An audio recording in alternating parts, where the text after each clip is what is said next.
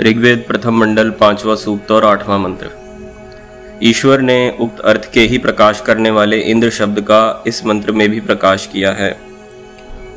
तो उक्त अर्थ कौन सा था? हमने पिछले 2 मंत्रों में हमने ये देखा था कि जो भी ईश्वर से हमने प्रार्थना की थी कि हमें शुभ गुण दीजिए ताकि हमारी उन्नति हो भीतर और बाहर से। ठीक, तो वही इसमें कहा गया है, त्वाम स्तोमा अविवृधन त्वाम उत्था शतक्रतो त्वाम वर्धन्तु नो गिरः। पदार्थ: हे शतक्रतो, असंख्यात कर्मों की करने और अनंत विज्ञान के जानने वाले परमेश्वर, जैसे स्तोमा वेद के स्तोत्र तथा उक्था प्रशंसनीय स्तोत्र आपको अविवृधन अत्यंत प्रसिद्ध करते हैं, वैसे ही नह हमारी गिरह विद्या और सत्य भाषण युक्त वाणी भी त्वाम आपको वर्धन्तु प्रकाशित करें।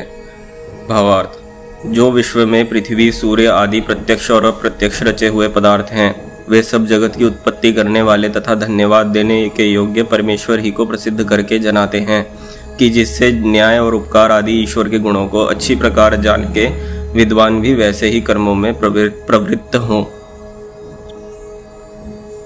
क्या समझ में आता है इससे?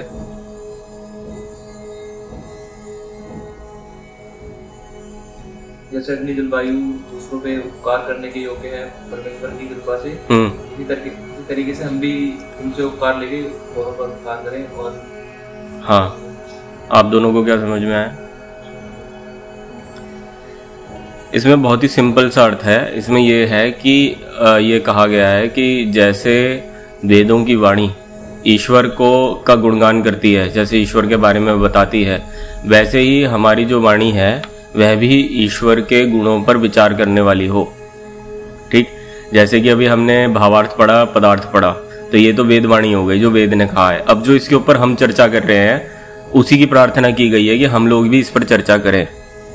ठीक, कि ये जो जितने भी संसारी पदार्थ हैं, सूर्य, चंद्रमा, पृथ्वी, आकाश, ये सब जितना भी रचना की है परमेश्वर ने की है, तो हम उसको एक तरह से मतलब परोक्ष रूप से ये कहा गया, कहना चाह रहे हैं कि हम उस ईश्वर को ना भूलें।